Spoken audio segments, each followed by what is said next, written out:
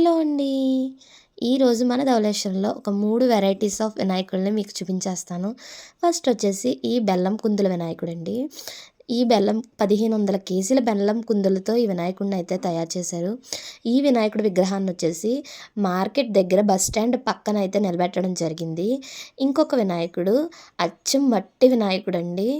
మట్టి వినాయకుడిని వజ్ర వైడూర్యాలతో అలాగే వినాయకుడి ఒడిలో లక్ష్మీదేవి పెట్టుకున్న ఈ వినాయకుడైతే మనకి రథం వీధిలో గడియార బొమ్మ దగ్గరైతే పెట్టడం జరిగింది. ఇంకా ఇంకొక వినాయకుడు ఎక్కడంటే అదే రథం వీధిలో రథాన్ని ఊరేగించే చోటు ఎదురుగుంటా అయితే ఇలా మండపం వేసి నూతిలో వినాయకుడండి. మనం కాణిపాకలో చూస్తాం కదా! అలా వినాయకుడు నూతిలో ఉన్నట్టు అలాగే గజ రూపంలో ఇక్కడ ప్రతిష్ఠించడం జరిగిందండి.